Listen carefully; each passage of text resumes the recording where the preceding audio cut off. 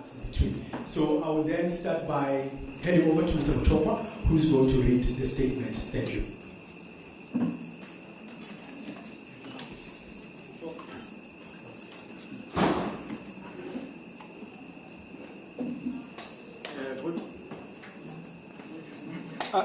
That mic, that one. Chris? That one. Okay, we can have the set. Good.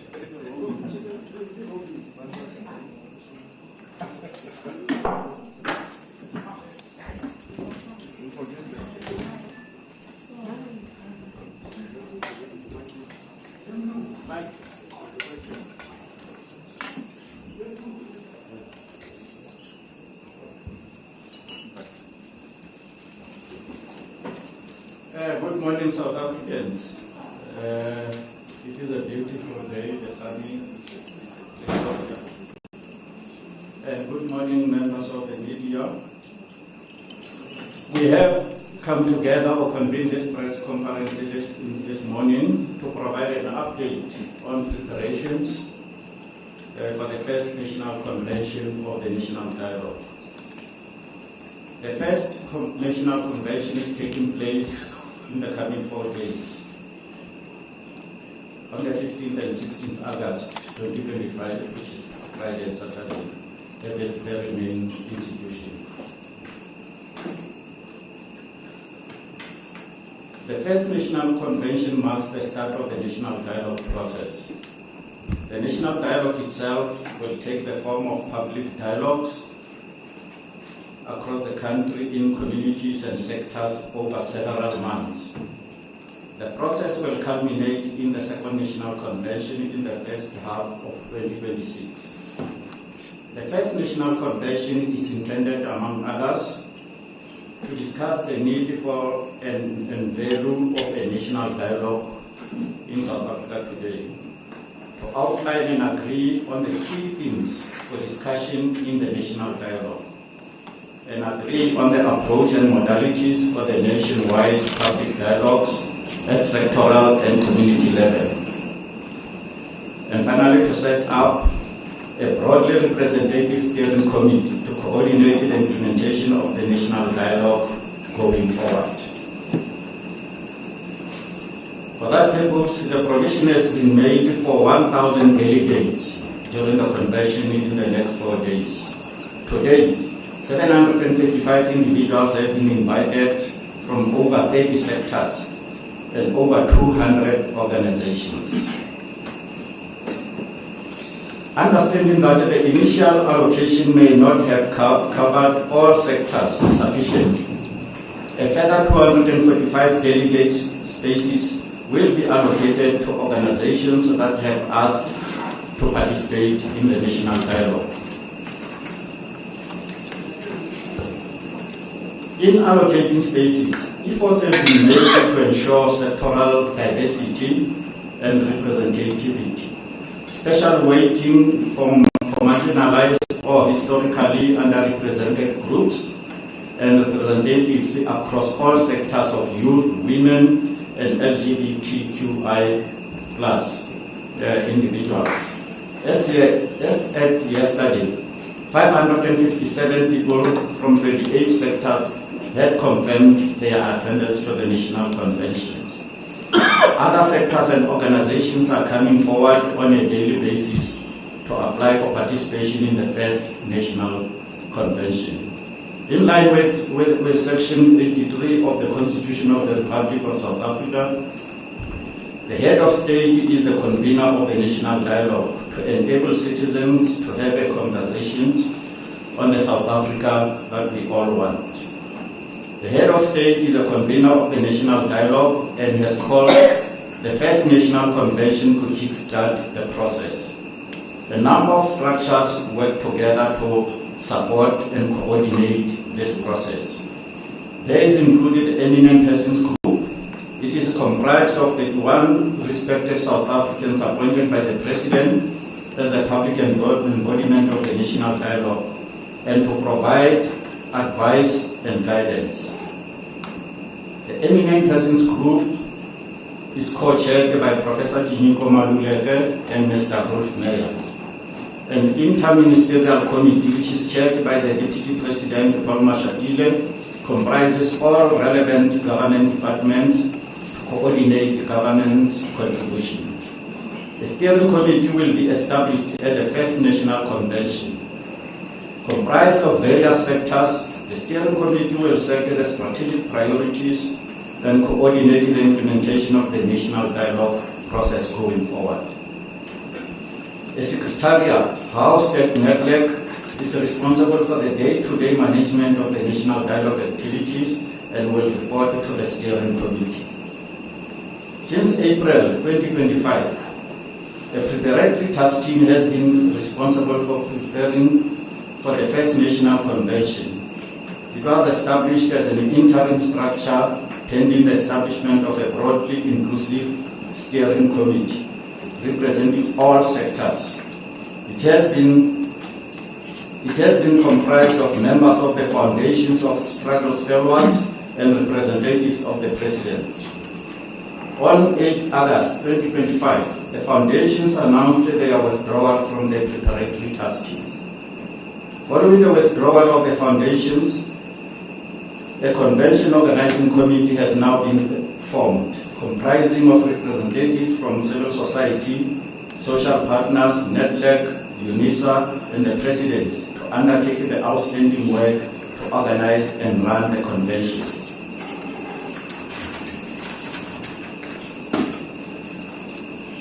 The convention organizing committee includes volunteers from around 20 civil society organizations. At the convention organizing committee, our task is to ensure that the national dialogue process is handed over to a broadly representative steering committee that will be established at the first national convention. There is no need for unnecessary delays. We must move swiftly to hand over the process to civil society and citizens and citizen organizations that have genuine interest in solving the challenges our country is facing. We must not allow any grouping to control a process that should truly belong to citizens and society in general. Since embarking on this journey, we have witnessed and received overwhelming support and contributions from many stakeholders. This has helped to reduce the cost of the National Convention.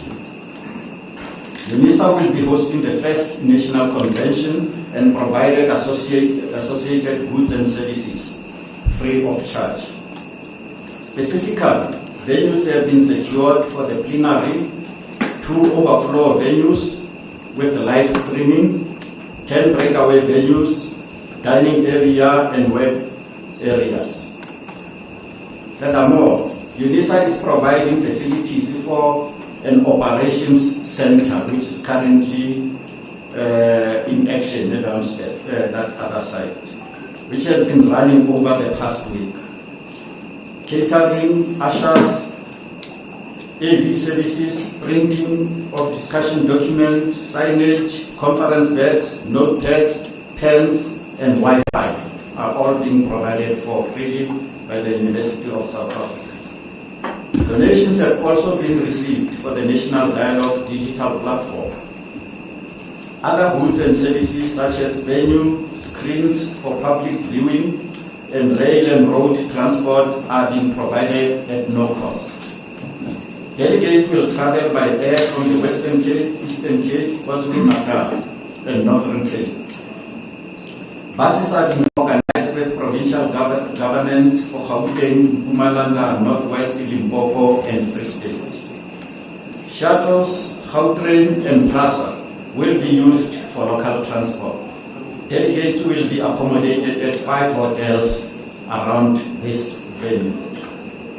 The reduced costs associated with the hosting of the National Dialogue and the funding plan are done with the intention to reduce the burden on the national fiscals. The total budget for the National Dialogue will be developed as the structure and form of the community dialogues are finalized by the National Convention and will depend on in-kind contributions, donations, and other sources that can be mobilized and will be mobilized from various stakeholders across all sectors of our society. All budgetary processes regarding the National Convention adhere to the Public Finance Management Act. The main costs for the upcoming convention are funded from the existing budgets of NEDLEC and the Presidency for Secretariat support, communications and logistics. The National Convention is just the start of the national dialogue, which will unfold over several phases. Appropriate steps have been taken to contain the cost of the national dialogue and utilize public facilities that are available across the length and breadth of South Africa.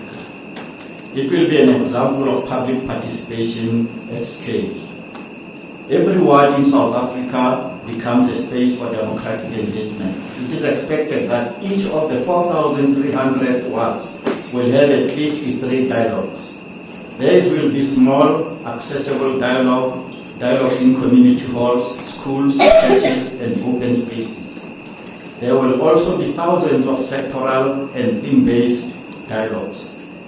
Millions of people will be engaged via community radio, national broadcasters, print media, and social media campaigns. The second National Convention will bring all these threads together, agree on a shared vision and shape a national compact for transformation. This national dialogue is decentralized by a design. Power lies with the communities, not the center. It is diverse and inclusive, reaching the unreached and amplifying marginalized voices. It will be connected and iterative, with feedback loops from community to national and back again. Most importantly, it will be action-oriented, using dialogue as a tool for concrete change, not just for conversations. All South Africans will therefore get a chance and an opportunity to participate in dialogues in communities, sectors, and organizations. Everyone will be able to get information and feed in details of their dialogue activities through a mobile app to be launched at the first National Convention. To ensure that the national dialogue has a real impact, the outcomes framework of the public dialogues will focus on radical change, rapid response, and rebuilding the nation. An important part of the discussion will be on how to institutionalize the outcome of the national dialogue. We call upon all South Africans to join this process as we seek to address the challenges that face our country and define a better future for all our people. I thank you. Issued by the National Convention Organizing Committee.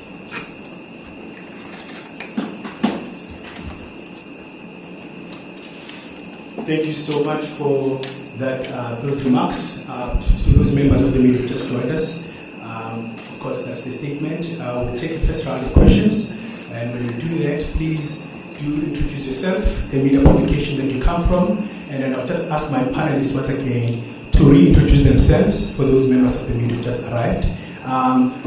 Do you mind if you just pass the roving mic so that the panelists can reintroduce themselves again? We can start with Shakira. Please introduce yourself, just for the purpose of those media colleagues who just joined us. Thank you. Good morning, everyone. My name is Shakira Wabe. I'm part of Zabala's Kadres Institute, which is a civil society organization, of course. And I'm also one of the volunteers from the civil society sector that is ensuring that the planning continues with this national dialogue. Thank you.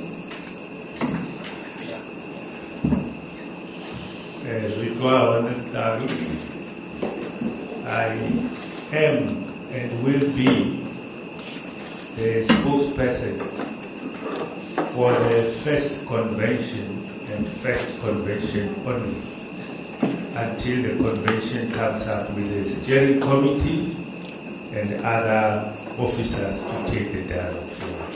Thank you. Thank you. My name is Buichoko Ditake. I am from Capital Trust, currently chairing the organizing committee leading up to the National Convention. Thank you. Good morning. My name is Chula Sizu Makanya. I'm here representing the Forum of Star Wars Foundations, but also in the cap of being the chair of the Charlotte Manufacturing Institute. Yes. Good morning, I'm Bintumelos Nukwale from UNISA, the Acting Executive Director, Institutional Advancement Department, and UNISA spokesperson. Thank you very much. Thank you so much for those introductions, colleagues. We're going to have a first round of questions. Like I said, do raise your hand, indicate the media publication that you come from. We'll take 3 questions for the first round. I'm noting you. You'll be number 1, Zianga, number 2, EWN 702, Kubuto. You'll be number 3. Please go ahead. Thank you. Thank you so much. Can you please assist the colleague with the mic? Thank you so much. Francis Lomachat from Progressive Independent News Agency. I know the presidency has spoken about this or tried to highlight this, but how much is the total, was the total budget of this dialogue, and which areas are going to consume more of the budget? And also, are there any private donors to this, and at what margin to the total budget? Thank you. Okay, you can go ahead. Go ahead. Please introduce yourself. Sorry, since I got the mic. I'm Amanda Koza from News 24. I'm just a bit confused. After the president has opened the convention, can you go into more detail as to what are we doing this weekend? I'm not clear as to what are we doing. And then you talk about organizations and delegates. I thought this was also about just ordinary South Africans attending. I'm a bit confused about the setup, the venue. I thought it was about South Africans coming, even at the convention level. Can you also explain that? Thank you so much, Zianda. Thank you very much. It's Zianda from Newsroom Africa. I understand from the statement from the presidency that Friday is meant to just be trying to hash out the structure and form of the actual dialogue, but who is going to be participating? I ask this because I've spoken to a few political party leaders, and they say they've not even been invited yet, and this is something that's supposed to be taking place this Friday. So who is going to be there, and what is the purpose for Friday? And then perhaps to dial it back a bit, what informed the decision to announce the dates of the 15th of August, seeing that now we've seen the statements, some believe, the foundations believe you've rushed it. So how did you reach this? In other words, what factors led you to believe that you'd be ready enough to go ahead with whatever it is going to be taking place on Friday and Saturday? And then I have noted in the statement today, in the presidency statement, where you talk about taking funds from already existing funds from NEDLAC and their support team. But can we get it, unequivocally that there is no emergency procurement that has been solicited to fund this first national convention? Because there's concern there, of course, that has also been raised about the mechanisms in place as well to prevent corruption. Thanks. Thank you so much, Zianda. We have a colleague from EWN, Komuto. Go ahead. Thank you so much, Komoto Modise from Eyewitness News. I just wanted to ask, in the statement you speak about a convention organizing committee that you've put together since the foundations decided to withdraw. You then say you're going to be almost redirecting the tasks that the foundation had.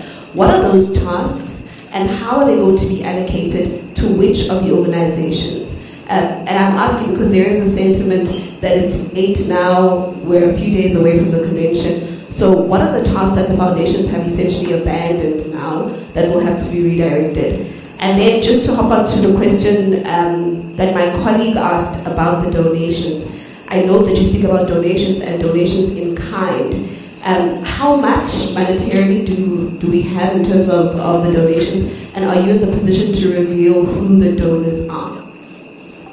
Thank you so much. That's the first round of questions. We'll have noted you will have a second round. Of course, to the panelists, anyone who feels to take this question, please go ahead. Thanks. Shakira? Can you please pass the mic to Shakira? Thank you. Thank you for your questions.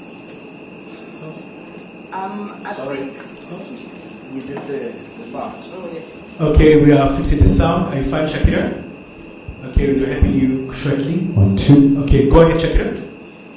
Okay, I think I'd like to first address the question first of what is this weekend about. Is it citizen-led? And yeah, let me start there. I think one of the most important factors about this press conference today is to literally take South African citizens into our confidence and allaying some of the fears about how citizen-led is this convention. This convention, I believe, as civil society, we are sitting before you to say that we, through our own field work, through utilizing our own resources, through our own effort, we realize how important this process is for South Africans. And because of that, we have largely been really committed to ensuring that this process is truly citizen-led and citizen-centered, and that if it means we have to utilize our own resources to that end, we have. This weekend has about 8 thematic focuses which form the larger part of some of the concerns and challenges that are faced and known by all South Africans, especially by us as a society who are at the coalface of trying to help some of these communities navigate these challenges. Hence our commitment to ensuring this process does happen. We have also committed our own resources to conduct field work in various places, in various provinces, to find out what people know and believe about this national dialogue. And a lot of people have told us that they didn't think it was about them because they thought the national dialogue is the national convention. The national dialogue is not going to be a 2-day event. It's going to take time over several months, being led and facilitated by citizens themselves, with some help, of course, from civil society to ensure the process is as fully participatory as possible. So I'll pause there for now. Thank you. Maybe the other member of the panel should introduce himself first before I carry on. Thank you. My name is Makuku Mamturu. I'm the Executive Director, and I justify my presence here in being the head of the Secretariat of the National Dialogue. Thank you so much. Yeah, I'm going to answer a few questions, but I think it's important that we understand the context. The call for the national dialogue happened many months back. And after that call, there were volunteers who came from the foundations, or some foundations. Okay, we do have about 9 foundations sitting here. So let me say some foundations. The president's emissary team, as it was agreed that he is the convener in terms of Section 83 of the Constitution, they formed what we call a preparatory task team. And the preparatory task team had subcommittees looking at the preparations for the first convention as well as for the dialogues. So things like methodology, even budgets were looked upon by the preparatory task team in the beginning at a conceptual level. During that time, I need to underline this, the foundations and civil society were becoming very impatient with the convener for not announcing the date, because they wanted the dialogue to start and get on with the work. There was a meeting held in Pretoria, which I attended, and that was the whole theme for civil society. They were saying announce the date. We are ready. We want to start with the dialogues. So the president announced the date of the 15th, and the preparatory task team continued therefore to prepare for the first convention. There were many questions that they had to deal with. Some of the issues which were asked is to who should come to the first convention. I had a question about, is it South Africans?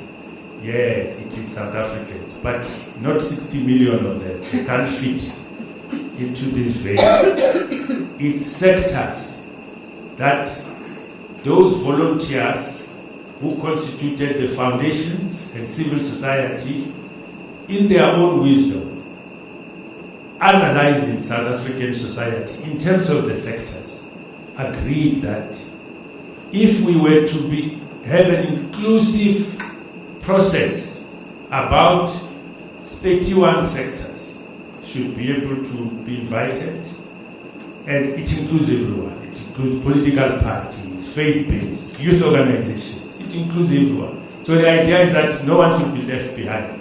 But you can't get 60 million South Africans because the first convention, and as it was asked, what is this? What is going to happen here?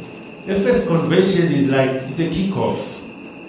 It's blowing the whistle in many respects. So it's really an announcement that the national dialogue process has started in earnest. That is very important. Secondly, it's for those representatives, I would say fortunate ones, because South Africans are many, 60 million, who will be here to agree on the process and also to agree on what we call indicative themes. What are these dialogues going to be talking about? Now, I'm saying indicative because you can't prescribe to the people. It's not your process. It's the people's process. The people may decide other things that they're going to talk about. So that is really what is happening. And the wisdom, for instance, when there was a call for the postponement, the wisdom of the eminent persons group and also of the convener was to say that we should not make a big deal out of the convention. The big deal is the dialogue. Let's try and release the people of South Africa to really start the dialogue. And you might have heard in the media, so the dialogue has really started in earnest, whether in terms of controversies. Now, the budget, you see, the budget that people were talking about, 700 million and so on, it was a budget prepared by the preparatory task team. It's not a government budget. The conceptual framework of how that the dialogue is going to be funded was that 60% will be funded by government from the fiscus and 40% will be funded in cash and in kind by donors.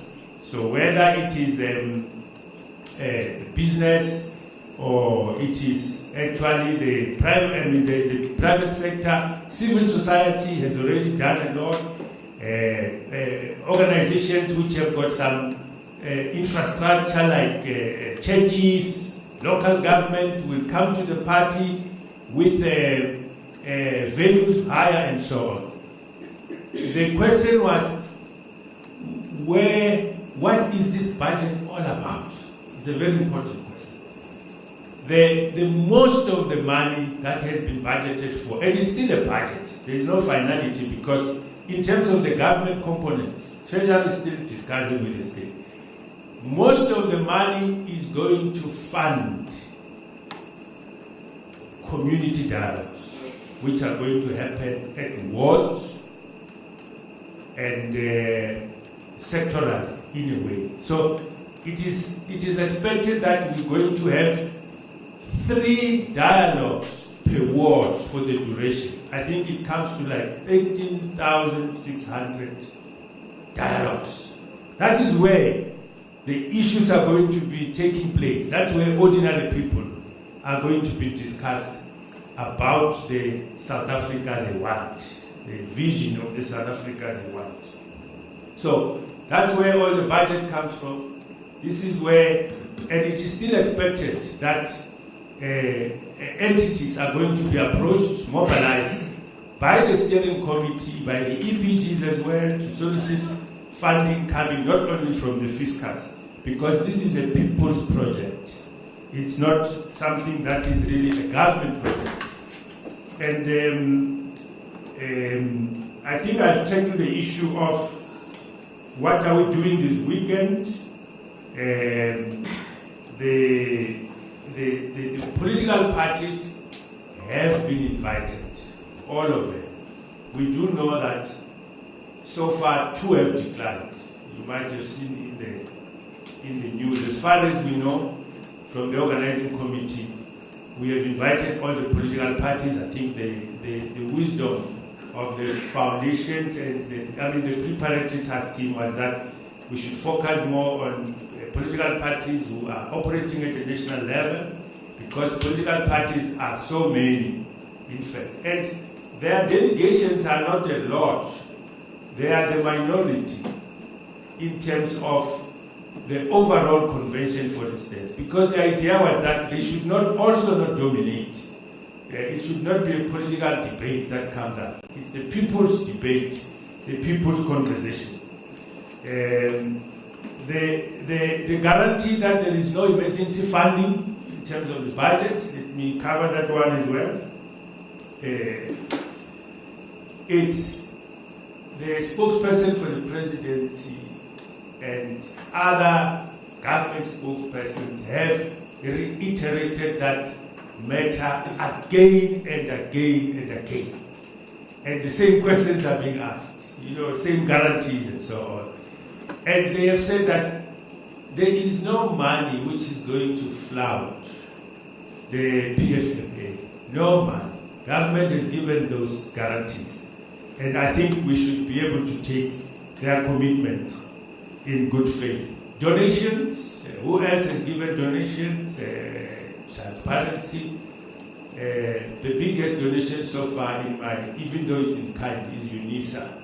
And I think the spokesperson for UNISA is here. That is the biggest so far. When we're looking at the venue, we looked at other venues. I can tell you that the costs were quite high. So UNISA gave a donation. We also know, for instance, that other NGOs have donated in kind, as it was said, a lot. Their time, their resources, their traveling. Kagiso Trust has also donated, made a donation so far of about 2 million rand that they've put into the process. But it is really hope that there will be many, many other entities who support the future of this country, who are going to make a contribution to that. So if I have left some other questions, I'm not alone here. There are other members of the panel.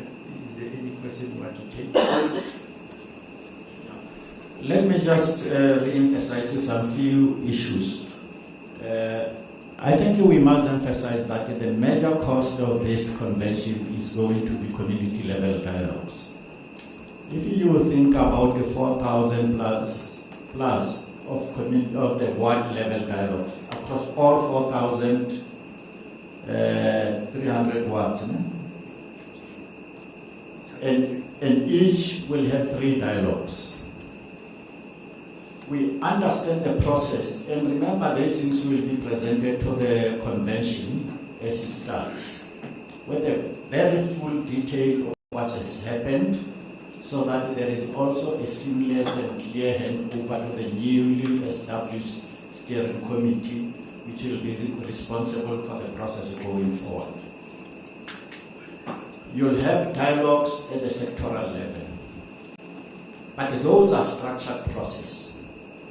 The provision is also made for self-activation and convening of various, for example, a particular community in Sukuni, they will say, we are planning to have a dialogue in our community hall.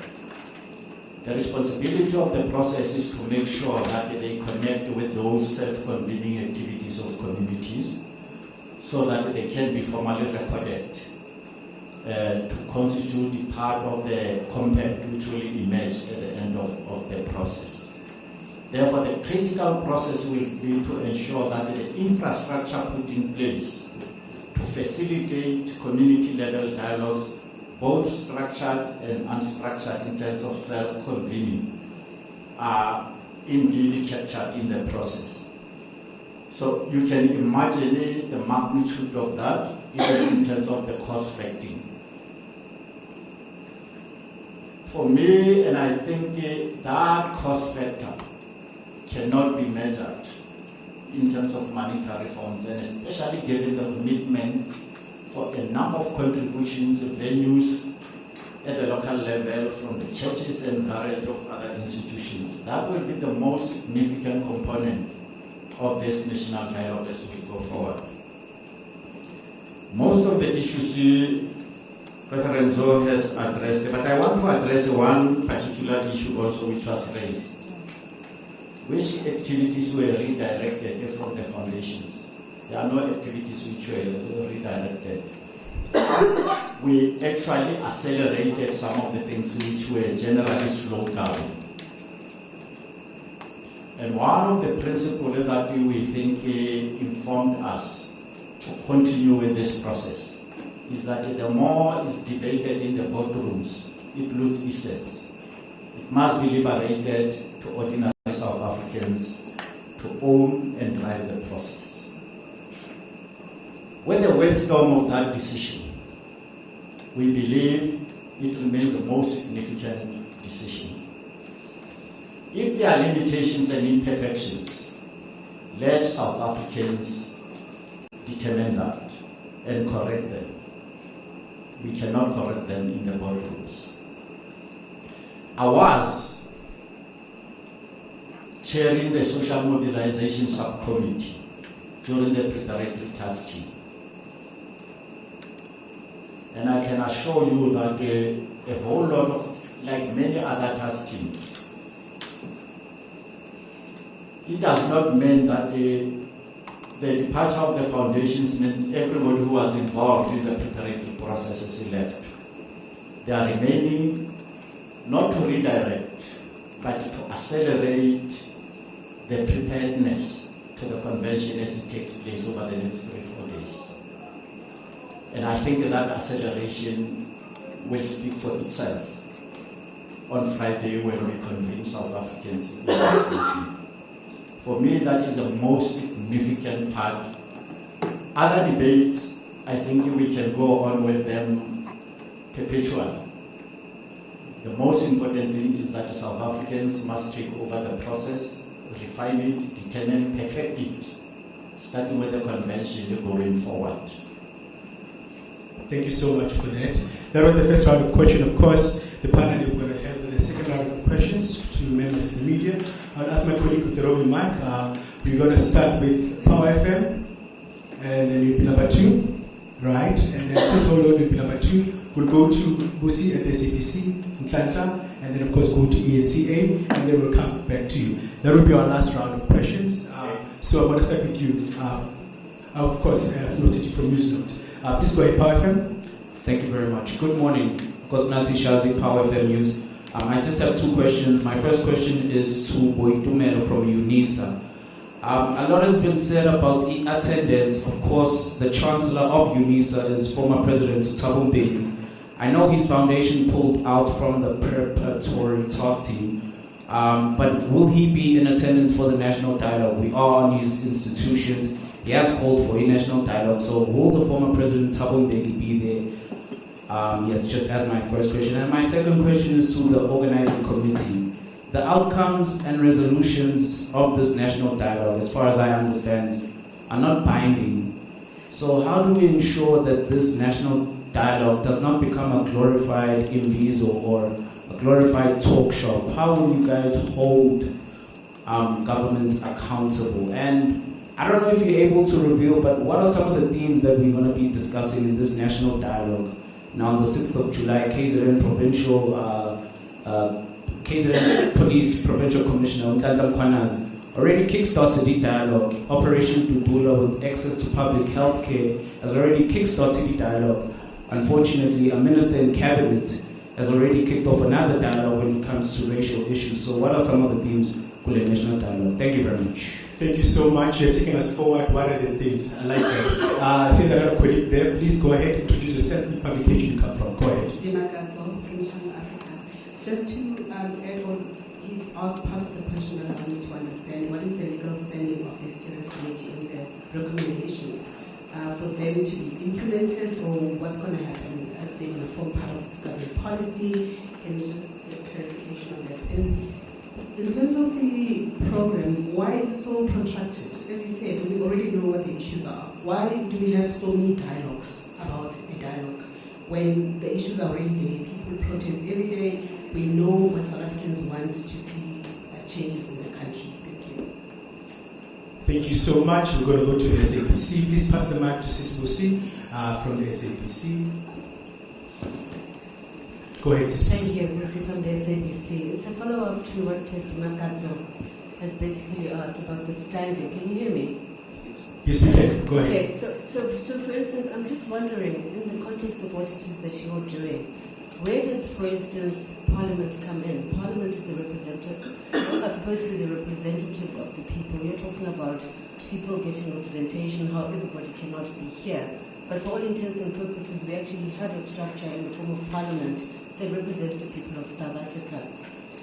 You have a National Planning Commission, for instance, that's supposed to rally people of South Africa around the development objectives of what it is that needs to be done. So, in terms of this particular situation, where does that fit in? And then just a final one that perhaps maybe you talk about the themes and how you, the preparatory committee is talking about the themes. I'm looking at the panel in front of me, and you talk about public participation and representation, but there isn't much representation in terms of the table in front of me. For instance, there's just one lady who's there. If you're going to be talking about themes and what you think is important, surely you should have people that are just not 7 men in front of us here to give us some kind of confidence about what is going to happen going forward. Thank you so much, Ntantla from SABC. Go ahead. Thank you so much, Ntantla Khatlana with the SABC. I just have one question. There was a serious outcry in terms of the money that was to be spent for the national dialogue. I'm just curious to know, how much is it going to cost to have this first convention? Thank you so much.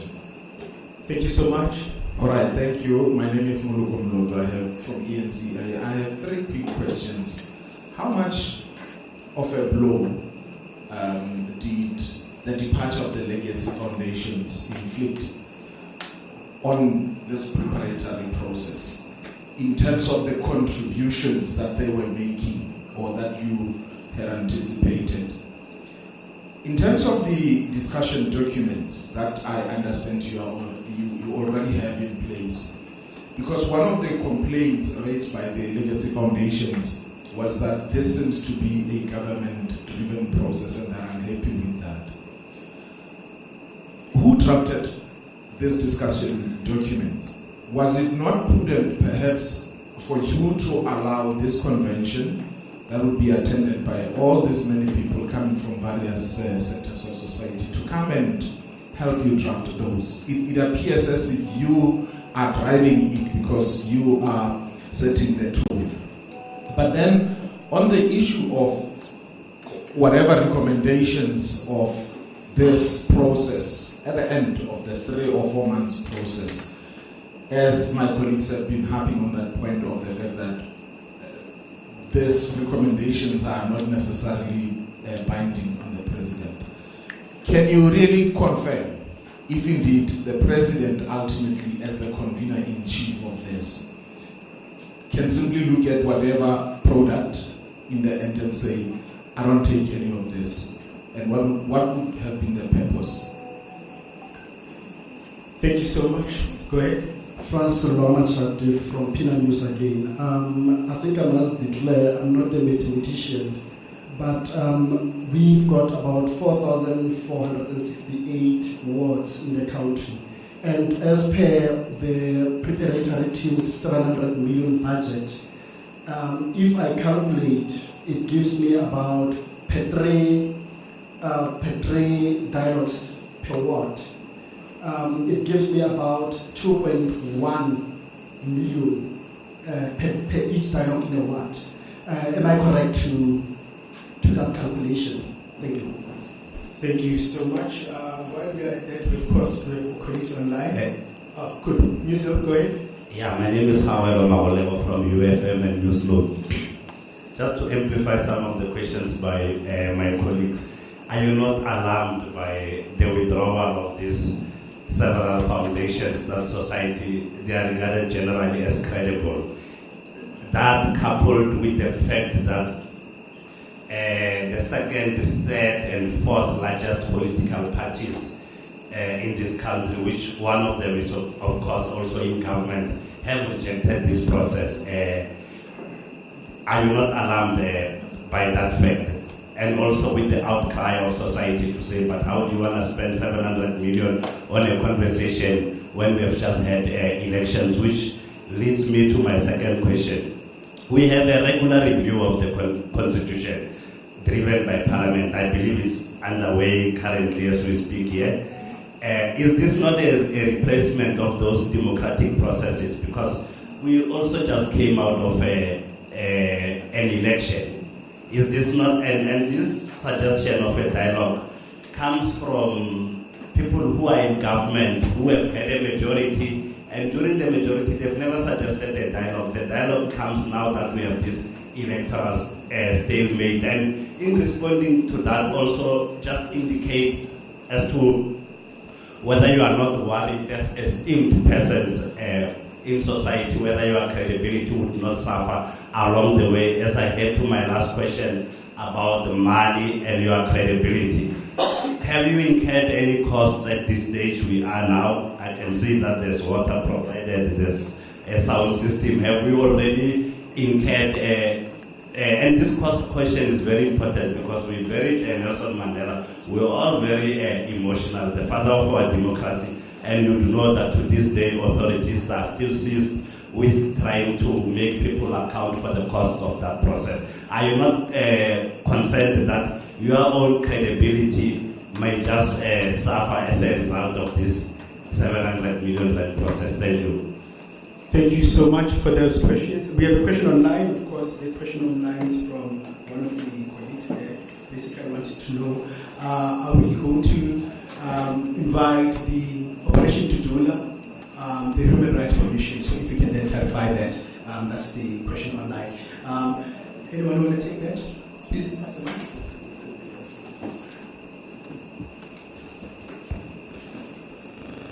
Thanks very much. We will allocate questions. This is a national dialogue that we are handing back to ordinary South Africans. And I'm quite sure that South Africans will be perhaps the most critical component that we need to appreciate. Because I think it's the same question which arises in various forms. Why the national dialogue and what is the difference which it will make? I think that is the central question that we explore. We all agree that South Africa is going through major challenges. The outcome of the elections in 2024, which has been highlighted, is actually one of the symptoms of an indication of the state of our democracy. And I think it's the wisdom of South Africans at some point to pause that 30 years after our democracy, where are we? Where we could have gone wrong, and how best to reshape and re-envision our next 30 years. Now, I suppose there's some set of questions to that is, can South Africans provide that kind of a re-envisioning of the future of South Africa. And the notion of the dialogue is premised on that understanding that South Africans have the capability to pause, reflect, which will also include their reflection of how far has the parliament represented them, as somebody was saying, and the lessons learned. We cannot just convince South Africans to come and talk and disappear. It has to mean something even for our generations to come. That there was a time that South Africans, in their collective wisdom, reflected and remember anew. And I'm convinced that this will happen. But it also continues part of our struggle as South Africans.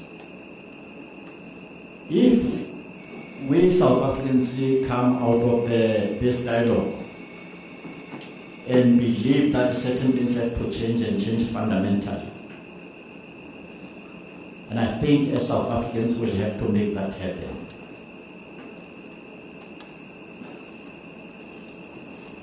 Secondly, I think the issue, and that explains the outcomes we have during this process. And I think by the second convention, South Africans will have declared how it will be effective and be impactful in our various lives going forward.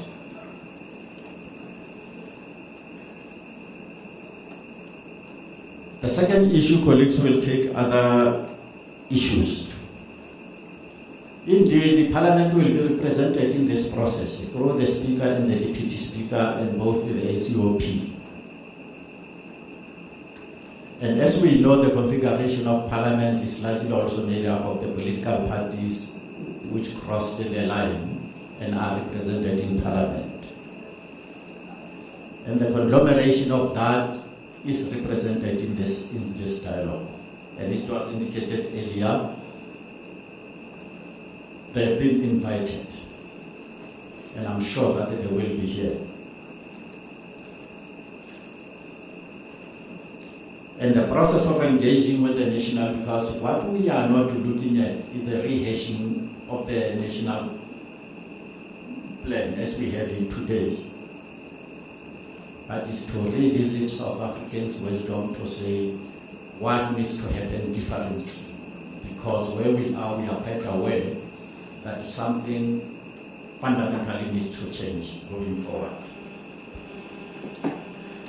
Unfortunately, which is what we needed to have started with, we had a number of delegates who were supposed to be here. This is just the syndrome who could make it in Pretoria by this time.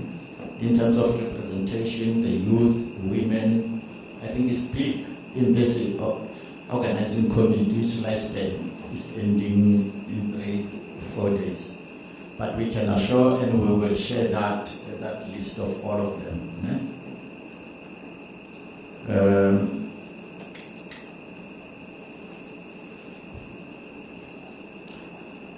I don't think we are alarmed by any stretch of imagination by the departure of the foundations as it was asked. This process is not about the foundations. It's not about any one of us sitting here today. It's about ordinary South Africans. I don't think there is a slightest impact. And I must say, over the last 4 days, so much was done compared to the past several months. That I can state as a matter of fact. And hence, our confidence that we will hand this process to South Africans on Friday and Saturday. And we have said that it is not about the perfection.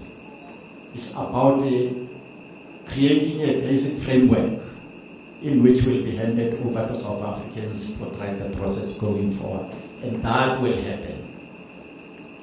One of the critical issues that we normally believe we pride ourselves as South Africans is ability to dialogue when we are confronted with the deep challenges.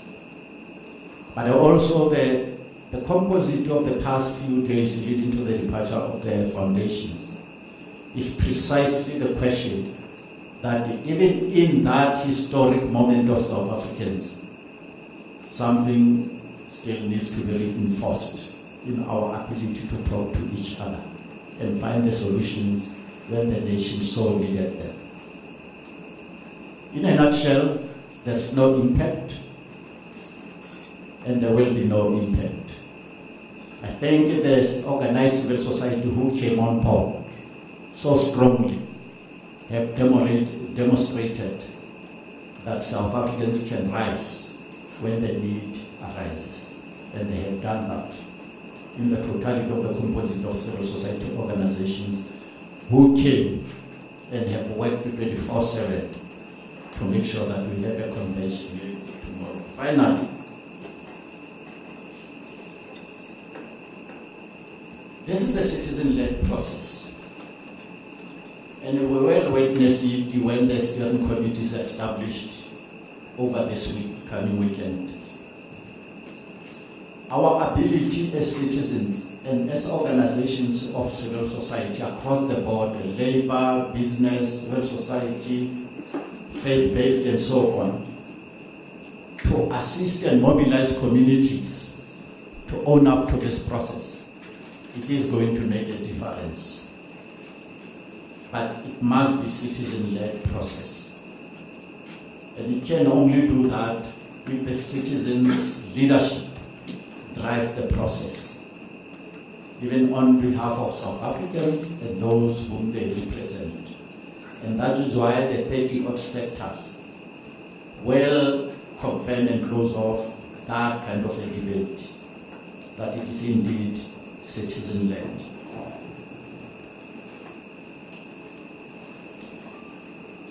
We were not developing the discussion, even during the PTT. We were developing the framework, trying to set up a baseline in which, one, the convention will go through, refine and strengthen. It was not about the discussion document. It was about assisting the baseline framework from which the formally established steering committee will take over to assist South Africans to dialogue.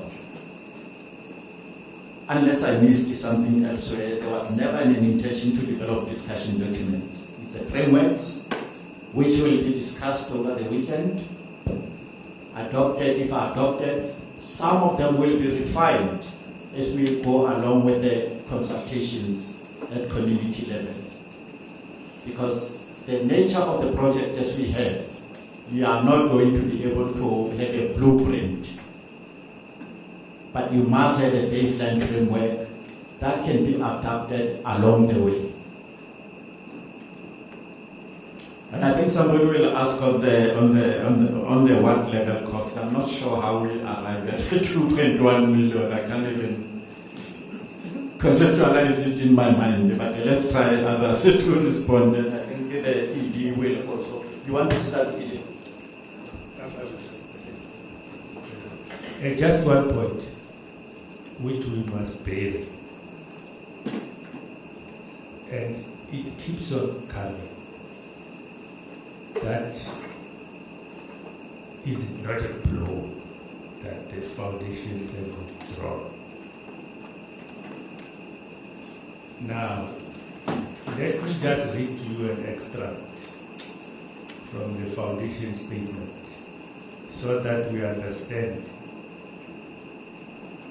what are they withdrawing from. They never said they are withdrawing from the national dialogue. It reads as follows. The decision to withdraw from participating in the preparatory task team and the 15th August First National Convention does not represent a withdrawal from the National Dialogue Project itself. We remain committed to the principles under which we have been working to its vision and its urgent necessity. So sometimes I wonder where, all these issues that the foundations have withdrawn and it's a big blow. I'm not saying that they are really the anchor of the national dialogue, but in their own statement, they say they're still committed to the process. It was agreed with the PTT that the NEDLEC has been appointed as the secretariat for the national dialogue process. For the convention and the national dialogue process, they will be able to receive resources, spend on it in accordance with the PFMA. And I think I'm going to ask the issues about finances, how much we have spent so far, if we have spent anything, there's water. I'm going to refer that to NEDLEC, who is the secretariat. Thank you. I think the first point that should be made is that, as with all public funds, the funds for purpose of the national dialogue are to be spent in line with the applicable legislative framework.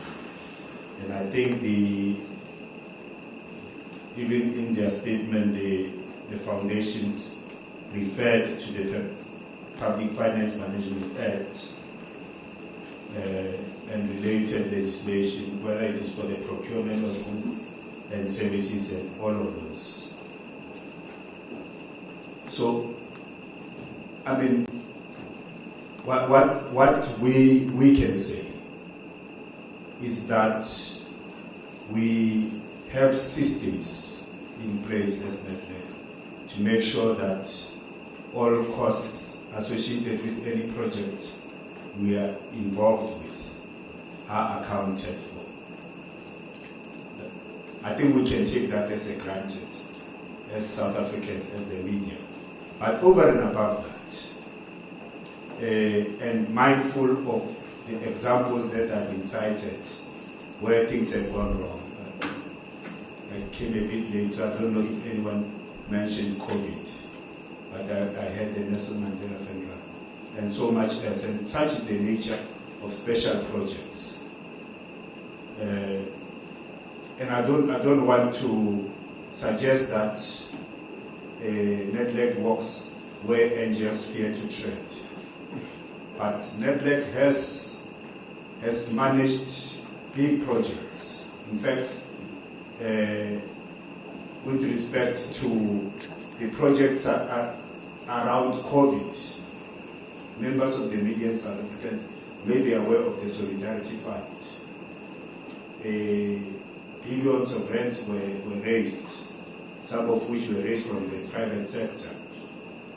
And there were no hints of corruption or mismanagement of funds. In fact, at the conclusion of its work, the Solidarity Fund still had funds remaining in its accounts. So that's the general point I want to make. I also want to make the point that even as we are engaged in this process, there are certain cautionary steps we are taking. For example, up to thus far, the secretariat that has supported the preparatory processes has been seconded thus far. Of course, there's going to be a dedicated secretariat established. Many of you here may know that NEDLEC, there's two aspects to NEDLEC. There's NEDLEC, the social partners that constitute NEDLEC. Organized labor, organized business, organized civil society, and government. Those social partners said to me, as the executive director of NEDLEC, don't spend money you don't have. So strictly speaking, NEDLEC has not spent any money on the national dialogue processes. NEDLEC has availed its goodwill, has availed its staff. So we rather than spend money, we have overworked our staff because we can always draw back on that. We have availed our facilities to the use of the national dialogue processes. All of that, and very little of that has involved money. That's at the staffing cost. Indeed, we are going to be recruiting. We didn't want to recruit, especially senior level positions for the national dialogue, recruit for the steering committee until it takes office. So I'm doubling up as the secretary of the national dialogue process as I am the secretary of NEDLEC. We also have, on a continuous basis, I'm consulting with legal and auditing experts to make sure that as little as possible gets in. For example, we talk about donations in kind. We talk about UNISA. There was a question about how much the 15th of August is going to cost. The short answer would be it's all for the account of UNISA. But just because it is donated does not mean it's not quantifiable. So some of the indicative amounts include the fact that if we were using another venue and that venue was charging us, we probably would be spending in the region of 10 million. Maybe about 4 million for a venue, because at least that's the calculation we made of UNISA, and maybe 6 million as additional costs. There are other costs that we can't run away from. I think the statement has mentioned the fact that hotels have given us preferential rates for the accommodation of delegates. But that we still have to pay. Airlines have given us preferential rates. There are some provinces that will be transporting people on the ground. They will be contributing towards venues. There's so much as they will be contributing towards. They will be catering. All of that is going to be, we're going to keep records of all of it. Because I think Rev has made the point that even if ultimately the amount being spoken about was 700 million or 200 million or $1 billion, most of it will be money in kind. But money in kind is not money. It's money in kind, it's facilities in kind, but all of that is quantifiable. And that is what we are doing. We are continuously keeping track of all of that. And when we close off the national dialogue process, we should be able to come back to South Africans and say, after all is said and done, this process that you had called for has cost us this amount, maybe $1 billion, but only 300 million of that was actually cash. The rest of it can be quantifiable in the form of schools that had to be used, community halls that had to be used, churches that had to be used. But all of that we're going to be accounting for, and we are keeping track of that. I don't know if there's anything else to do with costs that I have not mentioned. So basically, in short, keep within the legal framework, keep proper records of what we spent, and keep proper records of what is donated, whether in kind or in cash. Thank you so much for that. Now I'm going to allow Shakira to make her remarks, then we're going to give Dr. Sizwe, and then we'll write it off with UNISA. Please go ahead, Shakira. Thank you.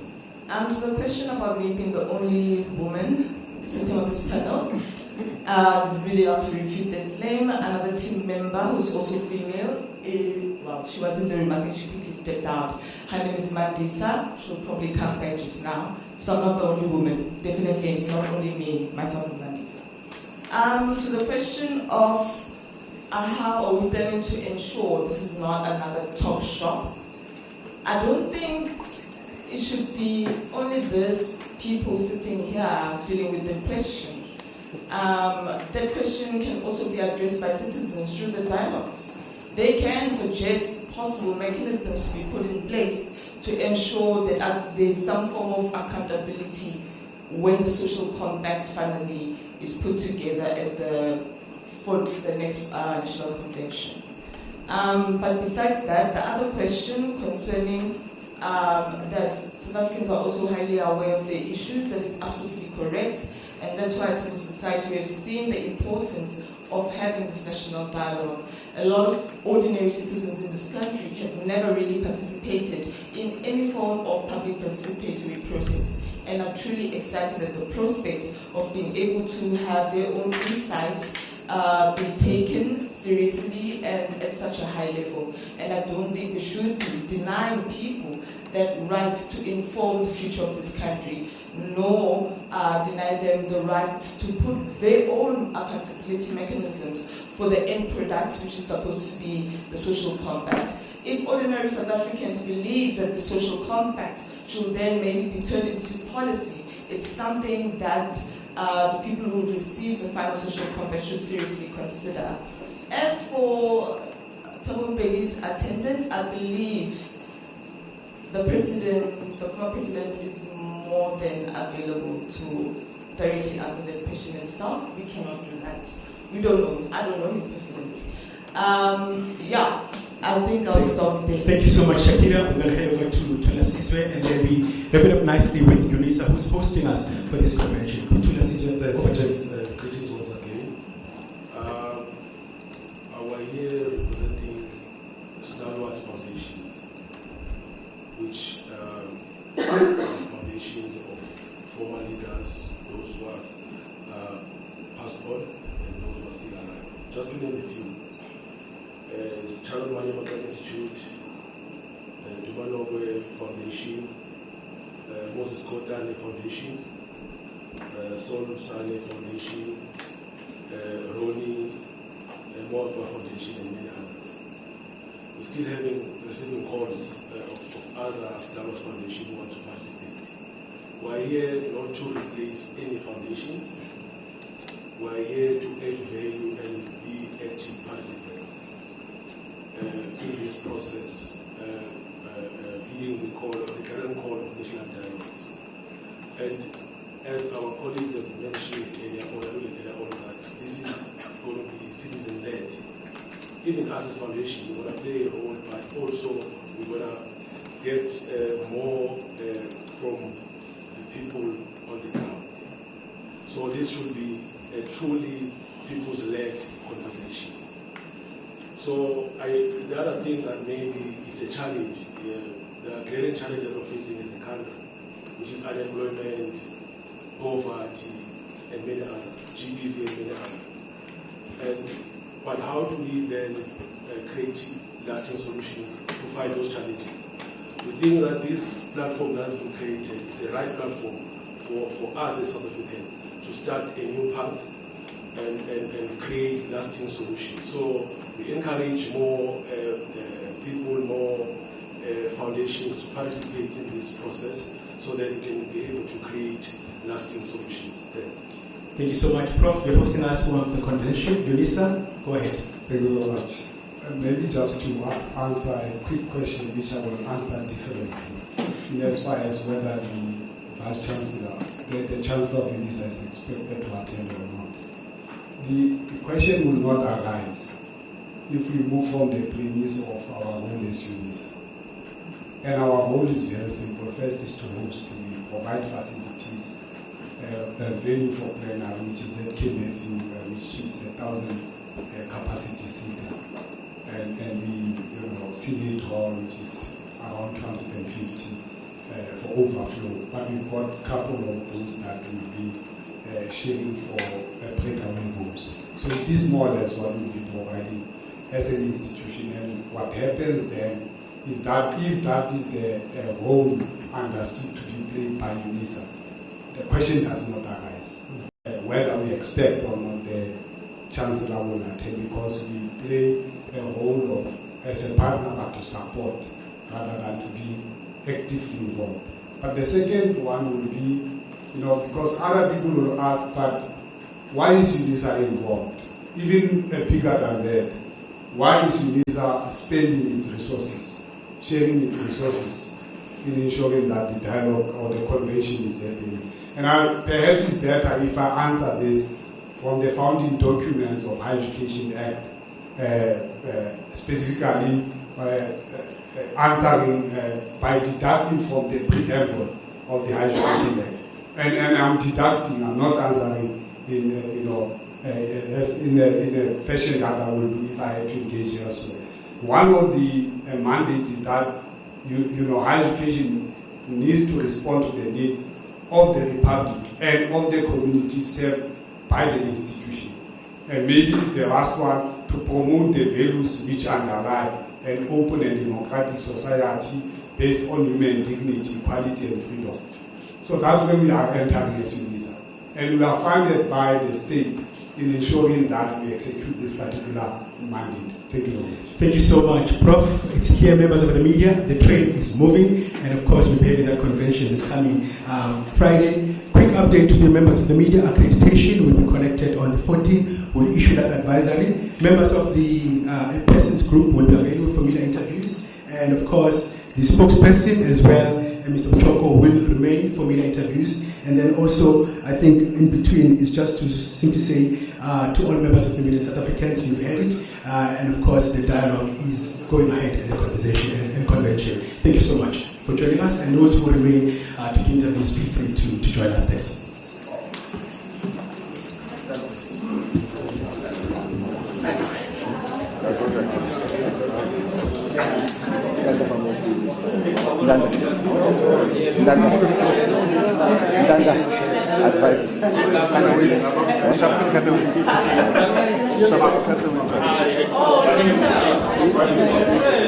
There is someone who needs to be. Yes, I was like, I know. It's okay. That's the whole point. I was like, actually, all your questions are really. I know. That's the thing, right? So they were like, you see anyone was trying to interview this conversation? Yeah, you did.